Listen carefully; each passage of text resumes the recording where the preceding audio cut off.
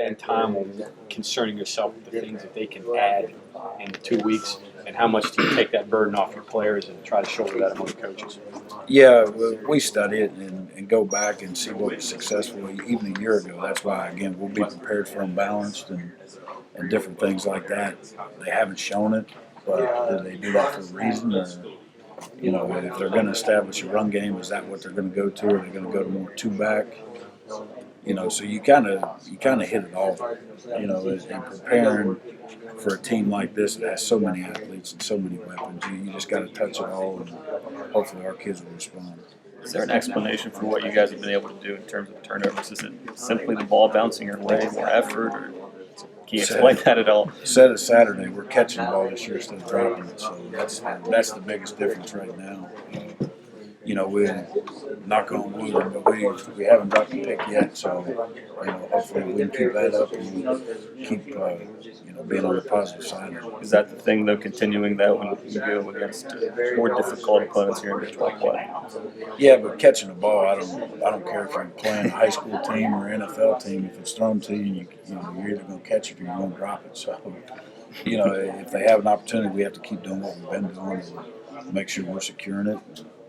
Holding on to it and finishing the play. A couple of those were pretty athletic plays. Showed that they were well coached, catching it at the top. So that had to be pleasing that they were able to come up with those. Yeah, very. And it started against Georgia Southern. I mean, Dragon's pick, high pointed, made a great play. Saturday, we high pointed Carl's pick in the end zone, Chestnut on the sideline. So, they're taking coaching. The turnover circuits that we're working during practice, obviously we're working right now, and we just have to continue. We cannot get comfortable and think, okay, we figured it all out. We have to keep working and keep doing it 2 times in practice and make sure that we don't relax as coaches. When it happens in practice and they're not high pointing the ball, we have to make sure we make the correction. These kids that were making these plays are older kids that have got experience, and there's something to be said for having older kids and getting turnovers in there. Yeah, no doubt. They're, again, the attribute of last year that we weren't because we were trying to think too much and making sure that everything was perfect and, hey, this is a new defense, we have new calls. Now let's just go out and play. You guys know what to do, play fast, and go out and finish plays, and that's the result that we're getting right now. Tony, how did Parane's performance last year make you guys change your approach on stopping the run?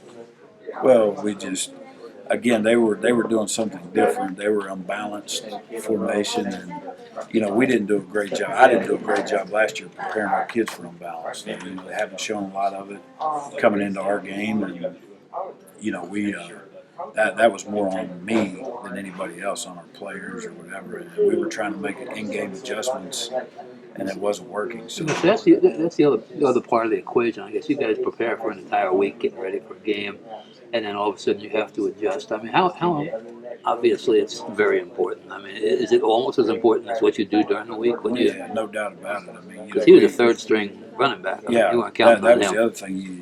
They lost their top 2 backs coming in. The guys were injured. And all of a sudden he comes in and had a breakout night against us. He was running hard. Their offensive line was getting after us, and we couldn't do much about it at that time. Hopefully now we have answers for it.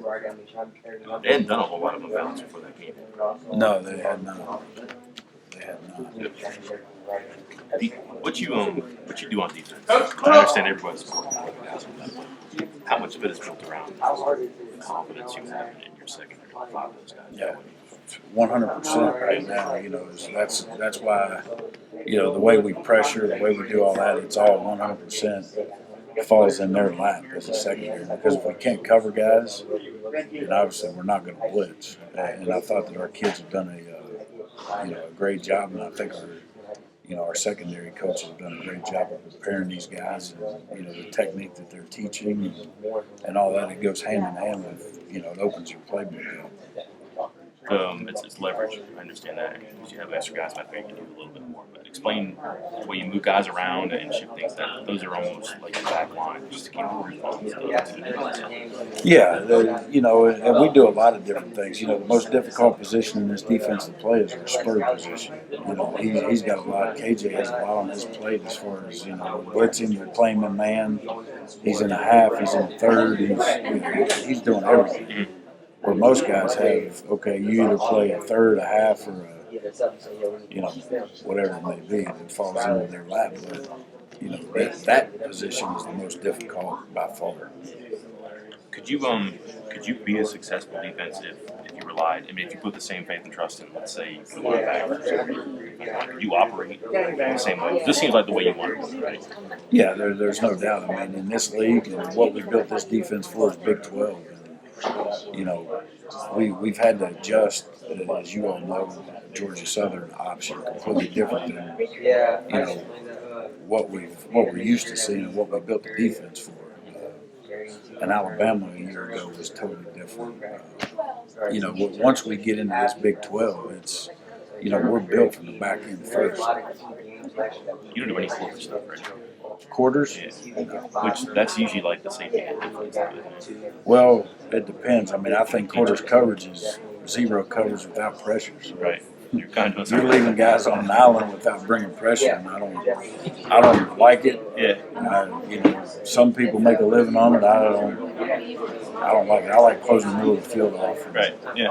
That's what I'm asking because with who you have on your defensive backfield, you can get the coverage you want and maybe still be a bit aggressive and still have that protection in the back end. No doubt and that's why we do what we do. I mean, that's what we're built around. We're a 3 deep team that we base out of, and we'll get to cover 3 a lot of different ways. You know, and that's what we like to make the quarterback find it.